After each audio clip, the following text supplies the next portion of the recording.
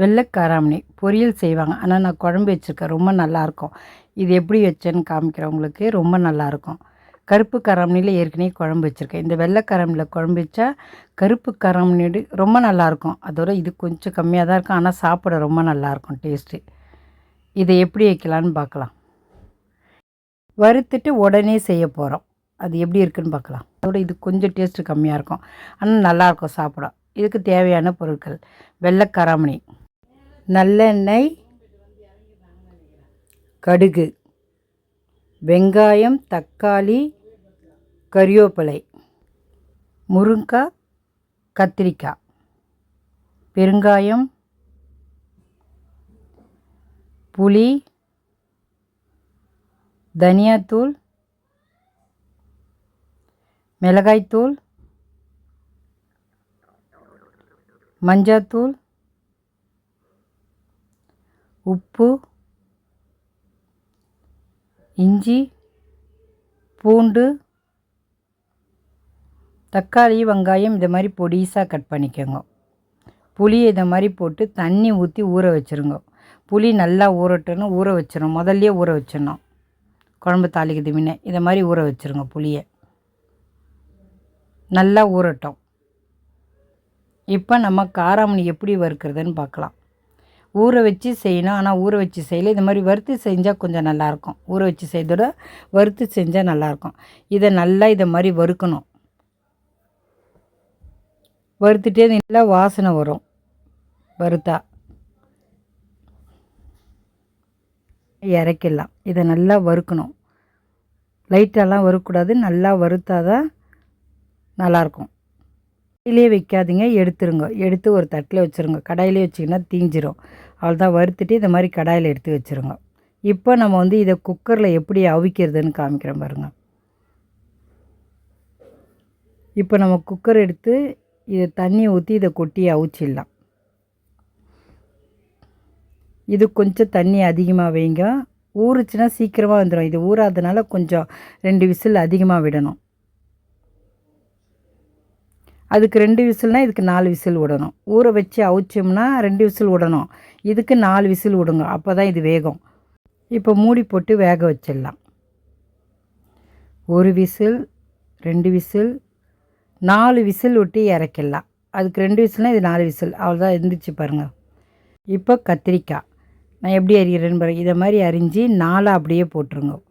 தனித்தனியாக அரிய வேணால் 4 அரிஞ்சு போடுங்க. கத்திரிக்காய் குண்டு குண்டாக போட்டால் தான் இதில் ரொம்ப நல்லாயிருக்கும் பார்க்குறதுக்கு. சாப்பிட நல்லாயிருக்கும். இது மாதிரி அரிஞ்சு உள்ளே சொத்தை இருக்கான்னு பார்த்துட்டு போடுங்க. அப்படியே அரிஞ்சு போட்டுறாதீங்க. இது மாதிரி அரிஞ்சு பாருங்க. இப்படி பார்த்துட்டு தான் போடணும். சொத்தை இல்லைன்ட்டு போடுங்க. ஏன்னா கத்திரிக்காய் சொத்தையாக இருக்கும். அதனால் பார்த்து அரிங்க. நீங்கள் எந்த கத்திரிக்காய் ஒன்றாலும் போட்டுக்கலாம். இது போட்டிங்கன்னா கரையாமல் இருக்கும் குழம்புல. கொஞ்சம் அப்படியே முழுசாக எடுத்து சாப்பிட்லாம்.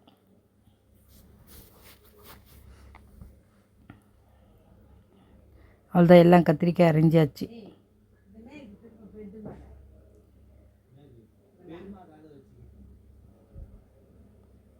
அவ்வளோதான். கத்திரிக்காய் அரிஞ்சாச்சு. இதில் நம்ம மாங்காய் போட போகிறதில்ல. ஒரு முருங்கைக்காய், கத்திரிக்காய் அது 2 மட்டும் தான் போட்டு வைக்க போகிறோம். மாங்காய்லாம் போடுறதில்ல. மாங்காய் போடலை. முருங்காயை இந்த மாதிரி சின்ன சின்னதாக கட் பண்ணி வச்சுக்கோங்க. எல்லாத்தையும் கட் பண்ணியாச்சு. இப்போ முருங்காவை தண்ணியில் போட்டு அலசியாச்சு. கத்திரிக்காவை தண்ணியிலே போட்டு இருக்கணும். இப்போ பூண்டு இதை மாதிரி நெசுக்கிங்க தாளிக்கிறதுக்கு. இஞ்சி அதையும் பூண்டு இஞ்சியும் ஒன்றா நெசுக்கி இதை மாதிரி வச்சுக்கோங்க.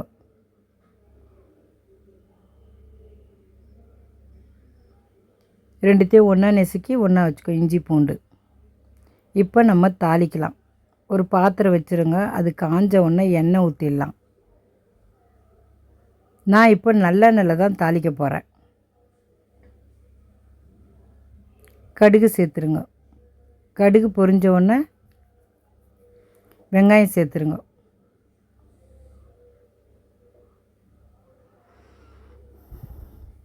கடுகு பொரிஞ்சிச்சு. இப்போ நம்ம வெங்காயம் சேர்த்துடலாம்.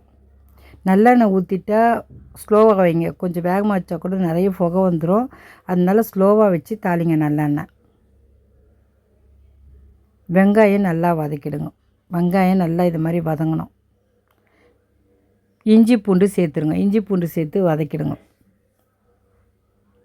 இதுக்கு இஞ்சி பூண்டு போட்டே ஆகணும். அப்போ தான் நல்லாயிருக்கும் இந்த குழம்பு.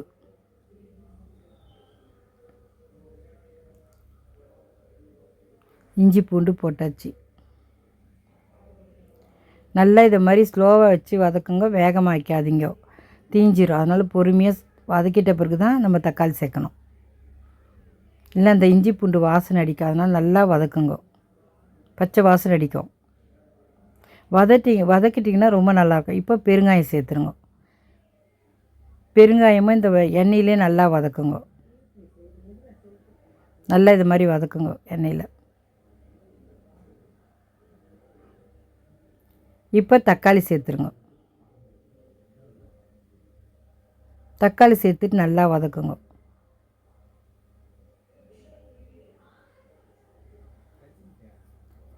தக்காளியும் நல்லா வதங்கணும்.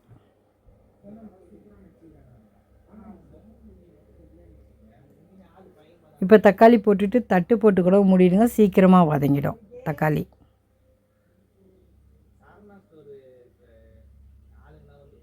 நல்லா வதக்கியாச்சு.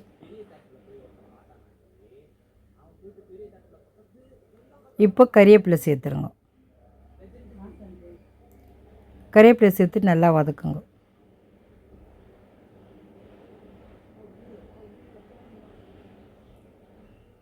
தக்காளி நல்லா வதங்கினோன்னு தான் நம்ம புளி கரைச்சி ஊற்றணும்.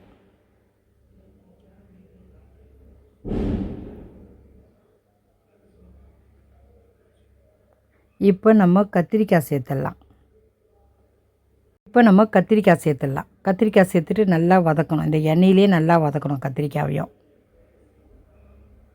நான் சொல்கிற மாதிரியே நீங்கள் குழம்புங்க. இந்த குழம்பு ரொம்ப நல்லாயிருக்கும். நல்லா இந்த மாதிரி கத்திரிக்காயை எண்ணெயிலே வதக்குங்க. சாப்பிட இது ரொம்ப நல்லாயிருக்கும். இந்த கத்திரிக்காய் எண்ணெயில் வதக்குனிங்கன்னா நான் எப்படி செய்யணும் அதே மாதிரி செய்யுங்க. இந்த குழம்பு ரொம்ப நல்லாயிருக்கும். கொஞ்சம் நேரம் எடுக்கும். பொறுமையாக வதக்குங்க. வதக்கிட்டு செஞ்சிங்கன்னா குழம்பு ரொம்ப நல்லாயிருக்கும். பாருங்கள் கத்திரிக்காய் எப்படி வதங்கியிருக்கு. நல்லா வதக்கிட்டு நல்லா வதக்குங்க கத்திரிக்காயை.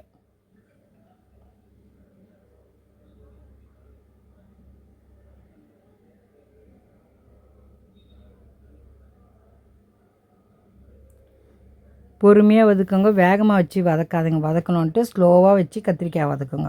அப்போ தான் நல்லாயிருக்கும் சாப்பிட. வேகமாக வச்சிங்கன்னா தீஞ்சு போயிட்டு நல்லா இருக்காது. நல்லா கத்திரிக்காய் வதங்கிடுச்சு பாருங்கள். இப்போ நம்ம புளி கரைச்சி ஊற்றிடலாம்.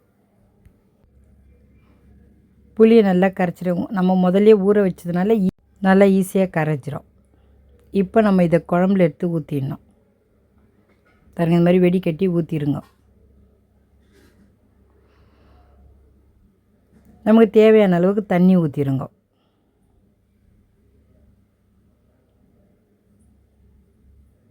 புளியை கரைச்சி ஊற்றியாச்சு.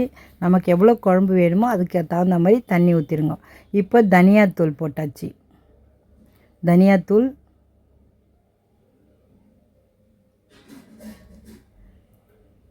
இது நான் தனித்தனியாக போடுறேன். தனியாத்தூள் தனியாக, மிளகாத்தூள் தனியாக. எப்போவுமே குழம்பு தூள் மொத்தமாக தான் போடுவேன். ஆனால் இது தனியாக போட்டு வைக்கிறேன். தனியாத்தூள், மிளகாய்த்தூள். இது ரொம்ப காரம் இந்த மிளகாத்தூள். அதனால் நான் 1 ஸ்பூன் போடுறேன். உங்களுக்கு தகுந்த மாதிரி நீங்கள் போட்டுக்கோங்க. இப்போ நல்லா கலக்கி விட்டுருங்க இதை.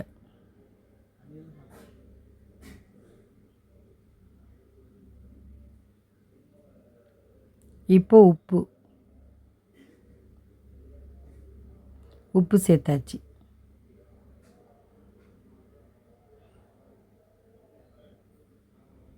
இப்போ நம்ம தட்டு போட்டு மூடிட்டு கொதிக்க விட்டுறலாம்.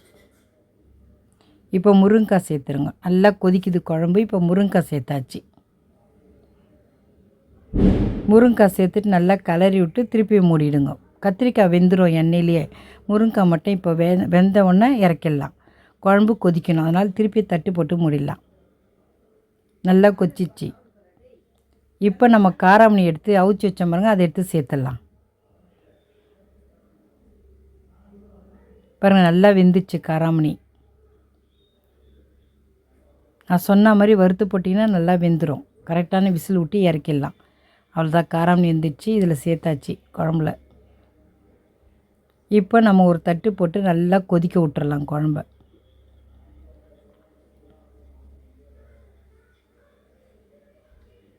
தட்டு போட்டாச்சு. இப்போ குழம்பு கொதிச்சு பாருங்கள் எப்படி நல்லா குழம்பு கொச்சிச்சு. இப்போ நம்ம இறக்கிடலாம் குழம்ப.